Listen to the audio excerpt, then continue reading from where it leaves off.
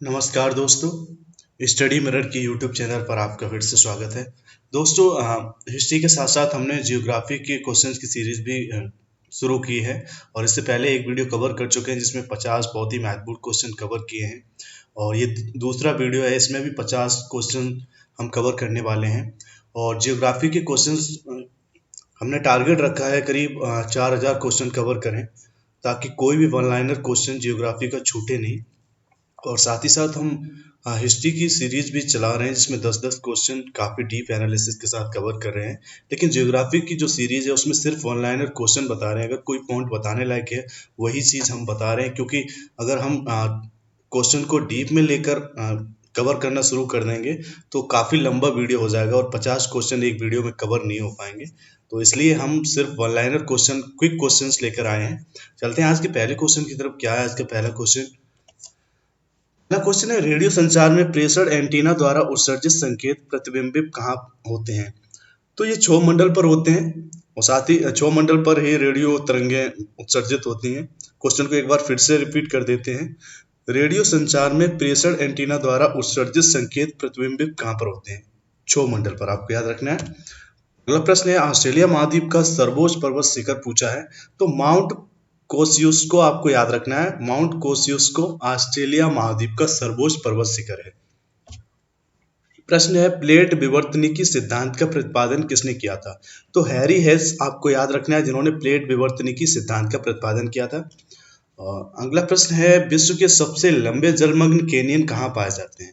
तो बेरिंग सागर में विश्व के सबसे लंबे जलमग्न कैनियन पाए जाते हैं। प्रश्न है, दक्षिणी आल्प पर्वत श्रेणी कहाँ स्थित है? तो न्यूजीलैंड में दक्षिणी आल्प पर्वत श्रेणी स्थित है, आपको याद रखना है। प्रश्न है, तकलामाकन मरुभूमि पूछा गया है कि ये कहाँ पर स्थित है? तो ये चीन में है। तकलामाकन अगर पूछा जाए तो चीन आपको याद रखना है। वायुदाब कब सर्वाधिक होता है? पूछा है कि जब वायु होती है।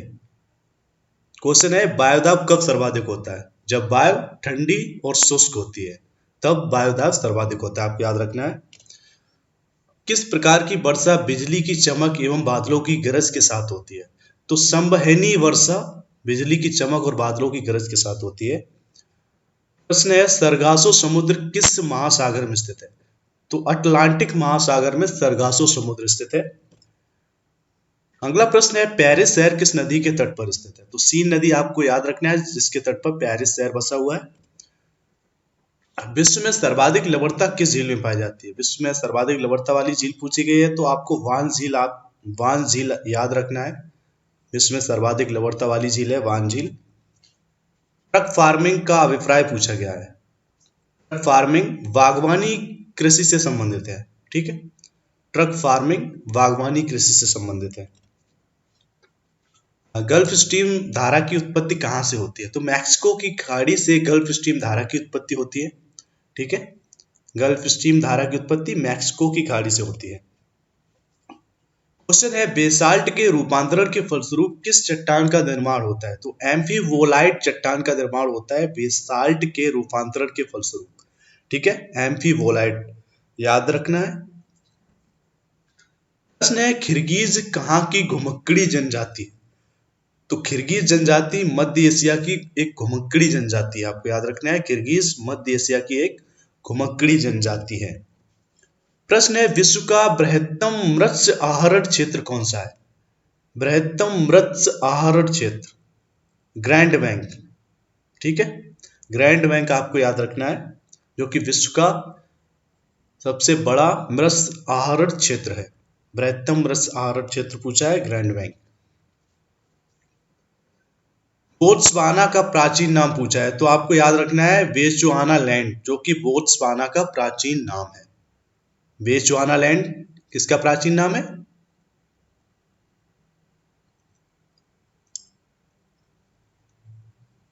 ये बोत्सवाना का प्राचीन नाम है बेचुआना लैंड, ठीक है। अगला प्रश्न है कि तारों की मध्य दूरी ज्ञात करने की इकाई कौन सी है? तो प्रकाश वर्ष में तारों की मध्य की दूरी ज्ञात की जाती है, ठीक है। प्रकाश वर्ष, प्रकाश वर्ष आपको याद रखना है तारों की मध्य की दूरी ज्ञात करने के लिए। हम तारों के मध्य की दूरी हम प्रकाश वर्ष में मापते हैं। प्रश्न है कि पृथ्वी अपने अक्ष पर कितने अंश या कहें तो कितने डिग्री झुकी हुई है? तो 23.5 डिग्री पृथ्वी अपने अक्ष पर झुकी हुई है। अगला प्रश्न है सी ऑफ ट्रांक्विलिटी। क्वेश्चन है सी ऑफ ट्रांक्विलिटी कहां पर है? तो ये चंद्रमा पर है। सी ऑफ ट्रांक्विलिटी कहां पर है? चंद्रमा पर। प्रश्न है कि ब्रह्मांड की उत्पत्ति का सर्वाधिक मान्य सिद्धांत कौन सा है? मतलब पूछा गया है कि ब्रह्मांड की उत्पत्ति कैसे हुई। जो सर्वाधिक मान्य सिद्धांत पूछा है तो बिग बैंग सिद्धांत सर्वाधिक मान्य सिद्धांत है ब्रह्मांड की उत्पत्ति के संबंध में। बिग बैंग सिद्धांत याद रखना है। अगला प्रश्न क्या है? प्रश्न है कि एक खगोलीय दूरी क्या होती है? अगर एक खगोलीय दूरी की बात करें तो पृथ्वी और सूर्य के बीच की दूरी को खगोलीय दूरी बोलते हैं। ठीक है, पृथ्वी और सूर्य के बीच की दूरी खगोलीय दूरी कहलाती है। ठीक है।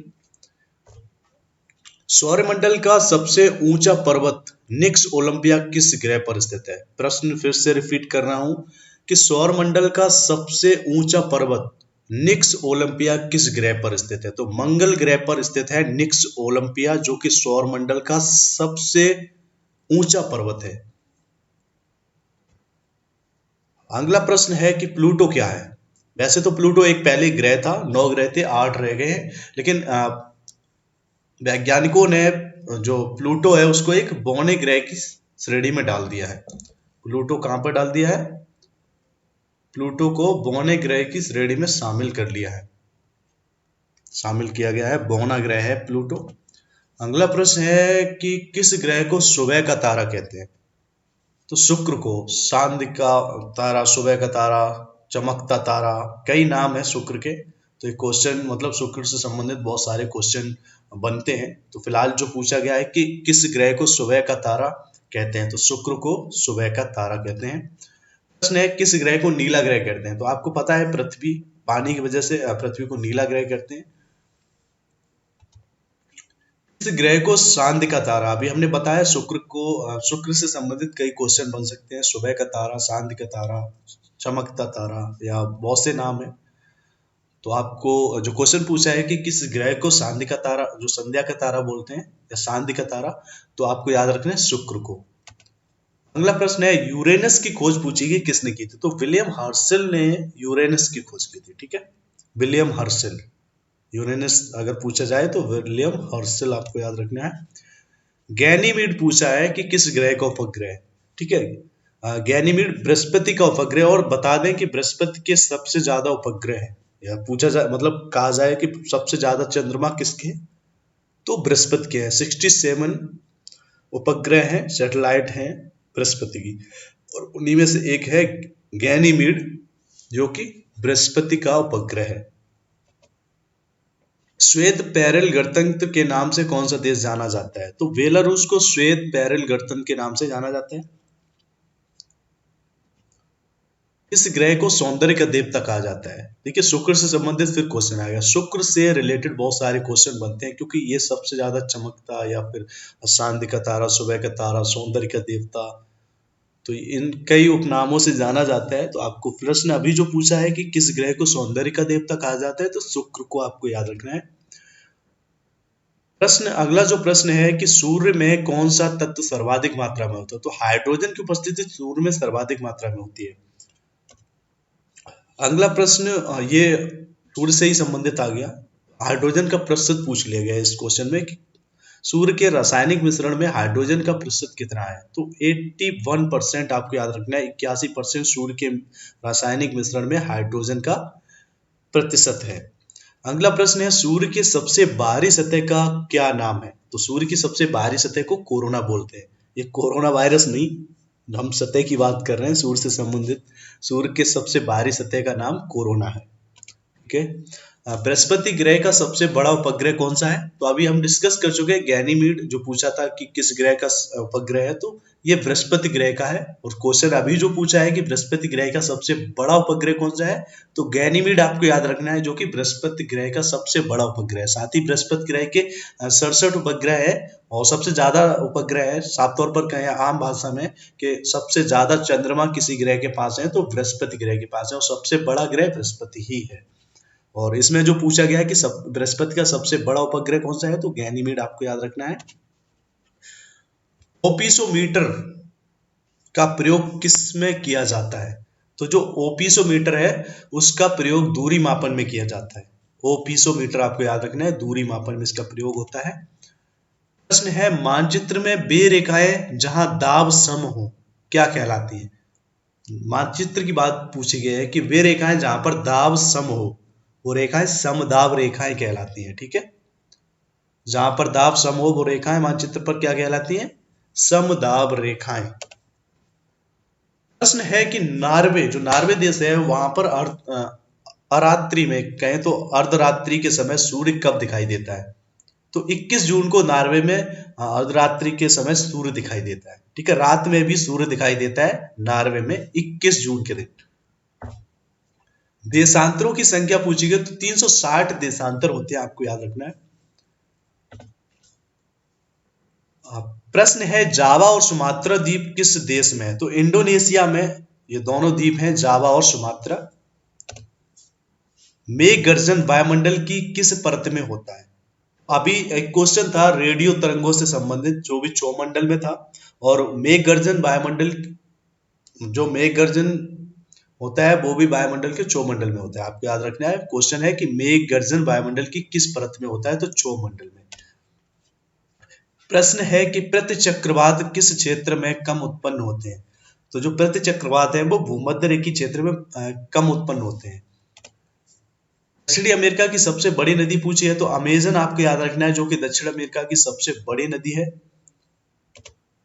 प्रश्न है, किस देश का प्राचीन नाम पर्सिया है, तो ईरान को पहले पर्सिया बोलते थे, कहें तो ईरान का प्राचीन नाम क्या है, पर्सिया। सेकेंड न्यू फाउंडलैंड के नाम से कौन सा देश प्रसिद्ध है, तो सेकेंड न्यू फाउंडलैंड के नाम से जापान प्रसिद्ध है। आपको याद रखना है, सेकेंड न्यू फाउंडलैंड के नाम से कौन सा देश प्रसिद्ध है, जापान। अगला प्रश्न है, ग्रेट व्हाइट वे तथा ब्रॉड वे के नाम से कौन सा नगर जाना जाता है, ग्रेट व्हाइट वे तथा ब्रॉड वे के नाम से न्यूयॉर्क शहर को जानते हैं। प्रवाल भित्तियों की उत्पत्ति से संबंधित भू अवतलन सिद्धांत का प्रतिपादन किसने किया है, तो डार्विन ने प्रवाल भित्तियों की उत्पत्ति से संबंधित भू अवतलन सिद्धांत का प्रतिपादन किया है। आपको याद रखना है। अगला प्रश्न है, भूमध्य सागरीय प्रदेश को क्या कहा जाता है, तो भूमध्य सागरीय प्रदेश को उद्यमशील प्रदेश बोलते हैं। अगला प्रश्न पूछा है कि विश्व जनसंख्या दिवस कब मनाया जाता है, तो 11 जुलाई को विश्व जनसंख्या दिवस मनाया जाता है। आपको याद रखना है, विश्व जनसंख्या दिवस 11 जुलाई को मनाया जाता है। अगला प्रश्न है, किसे भारत की सिलिकॉन घाटी कहा जाता है, तो बेंगलुरु शहर भारत की सिलिकॉन वैली कहलाती है, तो आपको याद रखना है। और 50 क्वेश्चन जो हमने टारगेट रखा था इस वीडियो में, वो सारे 50 क्वेश्चन कवर हो चुके हैं। उम्मीद करता हूँ ये क्वेश्चन आपको काफी फायदेमंद होंगे और आने वाले एग्जाम्स में ये क्वेश्चन आपके लिए इंपॉर्टेंट हो सकते हैं। और मैं दावा नहीं करता किसी भी क्वेश्चन का, क्योंकि कोई भी क्वेश्चन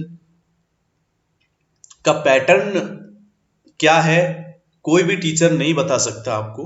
तो जो क्वेश्चन है इन्हीं क्वेश्चन से रिलेट करके क्वेश्चन पूछे जा सकते हैं, या ये क्वेश्चन भी हो सकते हैं। तो मैं दावा तो नहीं करूंगा, क्योंकि 4000 क्वेश्चन की सीरीज कर रहे हैं, तो इनमें से बहुत सारे क्वेश्चंस ऐसे होंगे जो आपको एग्जाम्स में मिलेंगे जरूर जियोग्राफी से रिलेटेड। तो उम्मीद करता हूँ ये वीडियो आपको अच्छा लगा होगा। अगर अच्छा लगा तो आप भी लाइक करिए, और अच्छा नहीं भी लगा तो डिसलाइक कीजिए, कोई प्रॉब्लम नहीं है, क्योंकि आपके सपोर्ट से या मतलब आपके लाइक अनलाइक से हमें ये अंदाजा लगता है कि हम सही जा रहे हैं या नहीं जा रहे हैं। और अगर आपका कोई भी फ्रेंड किसी भी तरह के कम्पिटिटिव एग्जाम्स के लिए, कहें तो वन डे एग्जाम के लिए तैयारी कर रहा है, तो उसको हमारे चैनल से ज़रूर जोड़िए, और ज़्यादा से ज़्यादा लोग जुड़ेंगे तो उन सब का फ़ायदा होगा और हमारा मोटिवेशन भी बढ़ेगा। So thank you so much. अगर आपको हमारा वीडियो अच्छा लगा तो लाइक ज़रूर करिए, नहीं भी लगा तो डिसलाइक करिए, नो प्रॉब्लम। मिलते हैं अगले वीडियो में, तब तक के लिए नमस्कार, थैंक यू सो मच।